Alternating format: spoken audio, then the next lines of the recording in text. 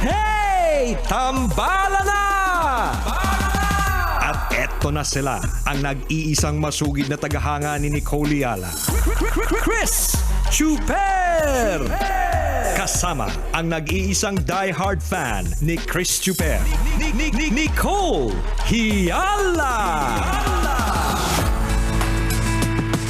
Mula sa Mahiwagang Burnay, ang kwento.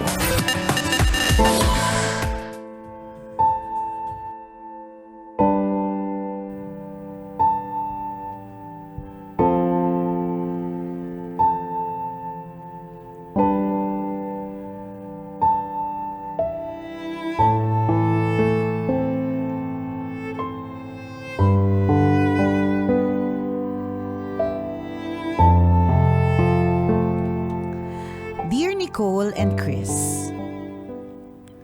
itago nyo na lang po ako sa pangalang Rain, tambalanista since 2020. Aksidente ko lang po kayong napakinggan sa radyo, pero simula po noon, nakatutok na po ako sa inyo kahit sa podcast. Ang dami ko na pong napakinggan na iba't ibang kwento sa Mahiwagang Burnay. Ang dami ko na din pong napulot na aral. Sumulat po ako dahil baka sakaling mabigyan niyo din ako ng payo. Third year college student po ako sa kasalukuyan at nagtatrabaho bilang isang kasambahay. Naririnig ko po sa mga kapatid ng amo ko na dahil sa pag-aaral ko, napapabayaan ko na daw po ang trabaho ko. Hindi naman po totoo kasi bago naman po magsimula ang online class ko, nagawa ko na po ang lahat ng kailangan kong gawin. Kapag nga po may bisita sila, inaasikaso ko pa din kahit nasa online class ako. Hindi ko naman po minamasama yung mga naririnig ko. Ang pinag-aalala ko lang po, papaano po kaya ako magpapaalam sa amo ko after kong graduate. Gusto ko naman din po kasing magkaroon ng career. Pangarap ko rin po na magkaroon ng mataas na sweldo. Tambalan na ano po ang sasabihin ko kapag magpapaalam na ako. Hindi ko po alam kung paano ko sisimulan kapag dapat na akong magpaalam. Maraming salamat po sa inyong payo. Ang inyong tambalanista, Rain.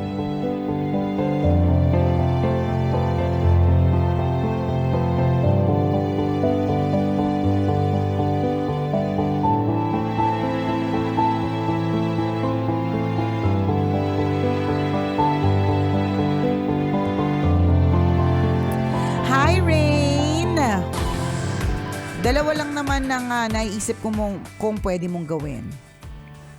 Huwag ka na magtrabaho na maayos para paalisin ka na. Yun ang pinakamagandang payo talaga. Diba? Yung bang sila, hindi mo na kailangang mag-effort kung paano mo sasabihin. Yung hindi ka na re-replay ng script sa utak mo kung paano mo gagawin, ganyan. Basagin mo yung mga plato. Gawin mong matamis yung sinigang.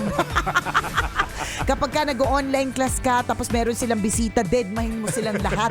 Yung tipong ang sakit mo na sa ulo, ganon, di ba? Yung tipong hindi mo na kailangan magpaliwanag sa kanila, sila na magkukusang magpapaalis sa'yo. Yan yung isa ko naiisip na bagay. Oh, yan, diba? yan. No? Yung pangalawa is, gawin mo yung una. Gawin mo yung una kasi yun, yun, di ba? Hindi totoo. Hindi bakit ka magtitiis sa isang, halimbawa, isang boss, kunyari, sa setting ng office, di ba? Doon sa 6 months niya na nagtatrabaho siya under probation at hindi niya nakita na pwedeng mag-level up itong taong ito or hindi niya nakita na maging maayos, mas masakit siya sa ulo versus nakakatulong, bakit ko pa, diba? Bakit ko pa patatagalin yan dito? Hindi ko na patatagalin. Hindi ko siya i-regularize. Ganun din sa kahit saan, diba? Ba't ko patatagalin ang mga bagay-bagay sa buhay-buhay? O diba? Ba't ko pasasakitin yung ulo ko? Papaalisin ko yung yung dahilan kung ba't masakit ang ulo ko. Yan. Mga ilang plato mamaya diba? Babasagin niyo. Depende. Kung halimbawa, 10 yung plato nila, diba? Mga 8. Diba? Para tipong mainis na inis sila kasi may 2 natira. Kasi parte ko, halimbawa, ang plato na ginamit nila, yung nabasag mo, mas madami pa rin yung yung magagamit. Hindi na masyado mapapansin. Titiisin nila yan, sasabihin nila, alam mo, plato lang to. Yan, di ba? Mas mahirap maghanap ng kasama sa bahay. So dapat yung marami. mga platong hindi na sila makakakain. Yun, yung mga tipong iinit yung ulo nila. Bakit hindi tayo makakain? Ganyan, ganon, di ba? Sabi niya, tama ba itong pinagkonsultahan ko ng tanong ko? Teka lang, nasa plato pa lang tayo, wala pa tayo sa kutsara tinidor. Yung kutsara tinidor, tunawin mo. Yung tipong hindi na magagamit, ganyan. Tingnan mo, mga kasama ng ugali talaga. Hindi yung matututunan mo sa amin sa madaling salita, magpakasama ka ng ugali nang hindi ka na nag-iisip paano ako aalis dito, ganun. Hindi, pero seriously, dapat alam ng yun. Uy, joke lang Joke lang yun. Baka patulan nyo. No, hindi, joke lang yun, di ba? Pero ginagawa ng iba yun. yun ako sa dami ko na-encounter. May mga iba na ginagawa talaga na yun. Na parang, yun na yung way nila para ikaw na mismo yung magkusang magpaalis sa kanila. So talagang bababuyin nila yung gawa nila. Gano'n. Kinakalit nila yung tayo ng aso. Gano'n. Hinahalo nila sa champurado. Charet. Sa bagay magkakulay naman sila. Oo, diba? Magka-texture din. Charet. Diba yung mga gano'n? So, ginagawa siya ng iba. Honestly, effective talaga siyang way para mapaalis ka. Pero hindi ka pa naman aalis eh. 'Di ba? Ang iniisip mo pa is yung in the future na kapag ka-graduate ka na, yung mga ganon. So, yun na yung gagawin mo pag malapit ka na mag-graduate. Wala akong i-advise na iba sa'yo na matino. Manmanan mo na kung alin yung mga kainis nilang mga mapapasag dyan. Ganon. Yung mga tipong yung pabango nila na binili pa sa ibang bansa. Pinag-ipunan na matagal. Kunyari nabasag mo, gano'n. Mga ganyan. Oo. Tipong alam mong may allergy sila sa mani. Puro mani yung isa-serve mo. Gano'n. Pinatay pa. Charot. O hindi, joke lang. Tama ba ito sa amin? Joke lang. Joke lang yun. Baka super patol naman kayo. Joke lang yun. Hindi, pero ginagawa talaga siyang iba partner. Of course, it's not ideal. Hindi talaga ideal yun. Kasi yun, ang sama nun eh. 'Di ba? Yung mambabasag ka, bibigyan mo ng sakit ng ulo yung pinagsisilbihan mo para lang paalisin ka. Mali yun. Pero may mga gumagawa nun. 'Di ba? Siyempre, bilang joker po kami, yung una naming sinuggest. 'Di ba? Pero dapat, alam ng mga amo yan. So itong message na ito, hindi na para sa'yo kasi ikaw alam mo yung gagawin mo eh. Na eventually, kapag nakatapos ka na rin, gusto mo na mas magandang karera, at bongga yun, di ba? Na mangangarap ka ng mas malaki at mas bongga. Very good ka doon. Ito yung mensahe para sa mga amo. Kung kayo po ay merong mga kasama sa bahay na ganyan ang eksena nila, lagi po nating tatandaan, lalo kung nag-aaral sila sabay ng pagtatrabaho, no? Lagi nating tatandaan, aalis po sila. Yes. Wala pong forever. Hindi forever na magsisilbi yan sa'yo. Di ba? Aalis sila. Unless, ang ibibigay mo sa kanila, kasing laki ng sweldo ng lilipatan nila. Ganon. Yan, diba? Ano, magstay yan pagka pwede, ganon. diba? Kasi syempre, sanay na siya sa inyo. Correct. Actually, yung pag nakita mo halimbawa yung kasambahay mo na porsigido talaga makapagtapos sa pag-aaral, matutuwa ang maraming tao kapag nalaman nilang sinusuportado ito ng kanilang mga amo. Tama. Diba? Na parang, ay, ang galing naman, may determination itong namamasukan sa akin, no? Itong kasambahay namin. And kunyari, ako halimbawa, may kasambahay ako na ganyan, I will allow her or him to spread his or her wings. Diba? And let them fly. Correct, partner. Kakanta pa ako. Nakaisip bigla ng kanta. Hindi ko naman naisip yung kanta. Matagal na may ganong kanta. Diba? Butterfly by Mariah Carey. Oh, yeah. Diba? Paano yun? Spread your wings and prepare to fly. Ganyan. Pag nakikita ko nag-aaral na maigi. Yung kadadaan mo sa kanya, kakantaan mo siya. Kakantaan ko siya, diba? Kasi galingan mo. Hindi, kasi this is a message for yung mga amo. Diba? At alam nyo po, hindi lang ito para dun sa mga may kasama sa bahay. Ito ay para din sa mga nag-office. Tapos kung nakita po ninyo na sila ay lilipad tungo sa ibang kumpanya na mas malaki yung sweldo, mas maganda yung opportunity, mas maganda yung magiging kanabukasan, hindi sila dapat pigilin. Totoo. At babalik tayo sa Erin, lahat ng tao may karapatang umalis. Lahat ng tao may karapatan na mag-resign. So, kung paano mo sasabihin, walang ibang way kundi magdadasal ka na bigyan ka ni Lord ng lakas ng loob para sabihin ito. Correct. Di ba sabi mo nga nag-aaral ka? Di ba? Para saan pa yan? Yung pag-aaral mong yan, kung di mo naman ina-apply yung mga na-aral mo, di ba? Napagalitan ka tuloy. Totoo naman din. Magpapaalam, feeling ko madali lang yan. Di ba madali na ba magpaalam sa isang taong dadaan sa mabuting pakiusap? Ang ganito ang gawin, mag-google ka. Ayan, di ba? Diba Mga different ways para mag-resign. Ganyan.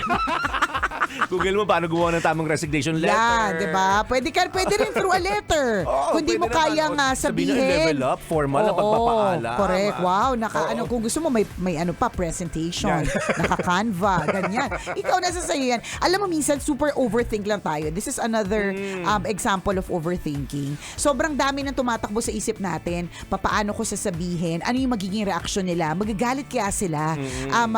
Ano kayang mood yung kailangan nung amo ko bago ko? Ang dami mong sinabi, pero kapag sinabi mo lang, alam mo yon, simple lang pala, sinabi ko lang. So Totoo. ang gagawin mo dito is magdadasal ka na magkaroon ka ng maraming lakas ng loob para sabihin. And again, wala pong forever. So sa mga employers, ang mga employee po ninyo, kahit gaano sila kagagaling, posible talaga silang umalis kasi walang forever. Totoo. Ganon din sa mga amo, sa kanilang mga kasambahay. Lalong-lalo na kung nag-aaral, malamang dapat gets mo na pag nakatapos ang pag-aaral yan, hindi yan magsistay sa'yo. Correct. Alam mo, actually, Rain, baka mababa lang din yung pagtingin mo sa amo mo na feeling mo hindi niya maiintindihan pag umalis ka. Hindi. Naiintindihan nila yan. Totoo. Alam nila yan. Ngayon pa lang yung nalalaman nila na nag-aaral ka. Oo. Dapat nakokondisyon na sila. Correct. Diba na darating ang araw, pagdating after your graduation, maghahanap Mag-iisip ka na ka. talaga ng trabaho mo at diba mag-establish ka ng sarili mong career. Correct. So ngayon pa lang tanggap na nila yan. Huwag ka mag-alala, hindi sila magugulat. Oo. Diba? Magpaalam ka lang. Ganun lang naman kasi. Ganun lang naman eh.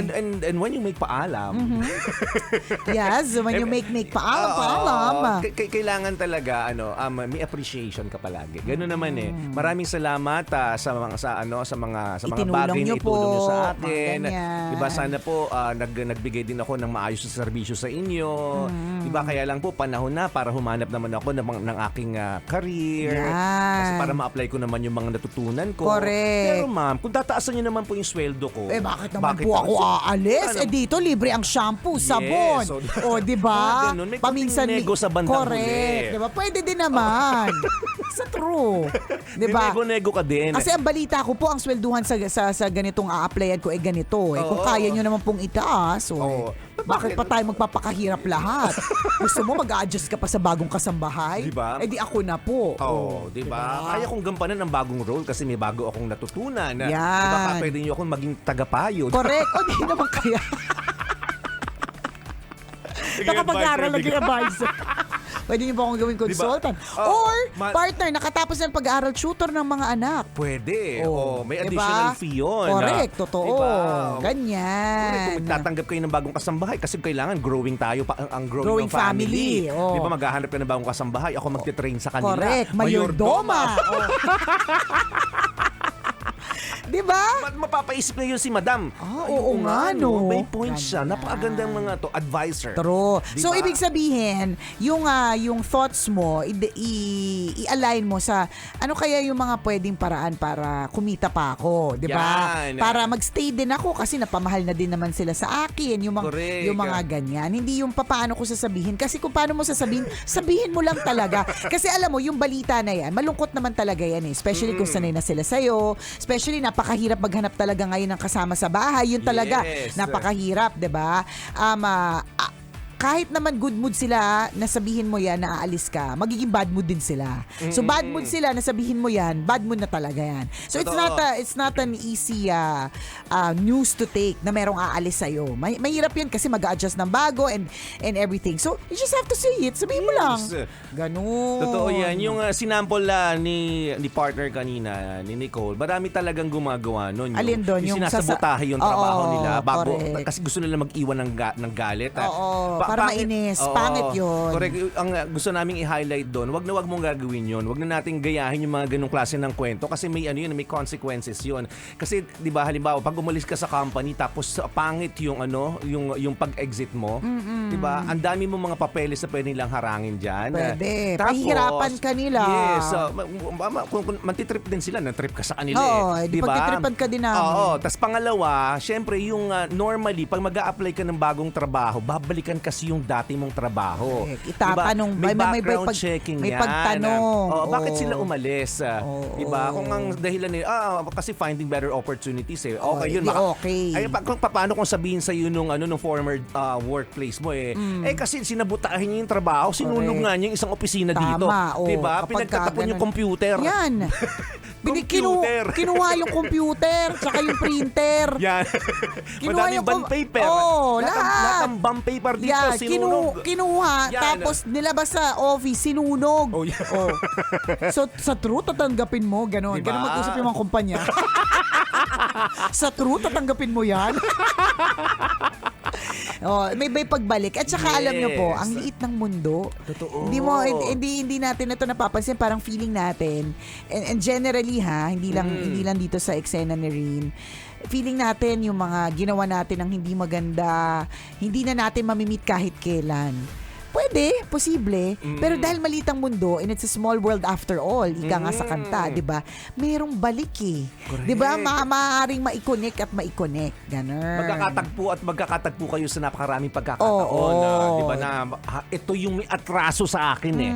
Diba, ito yung gumawa ng kalokohan sa akin eh. Magkakasalubong kayo. So liliit ang mundo mo. Tama. At pag lumiit ang mundo mo, liliit din ang mga opportunities na naghihintay sa iyo. So, Ayaw naman nating mangyari Yeah. yun. So, yung mga sinabi namin for the first 10 minutes na sirain mo yung mga plato, ikalat mo yung pupo ng aso, ihalo mo sa champurado. Siyempre, wag mong tularan yan. Adik ka ba, di ba? Wag ganon. Kung yes, ginagawa siya ng iba, pero hindi porke ginagawa ng iba, tama po ito. tama. Huwag gagawin. Correct. Salamat sa iyo, Rain, and good luck sa inyong classes and naway maging bongga din ang karera mo soon. Muli ako po si Nicole Yala At ako naman si Cambio kay Chris Chuper. na nagpapaalala, walang matatag na relasyon sa malanding may determinasyon. Yun!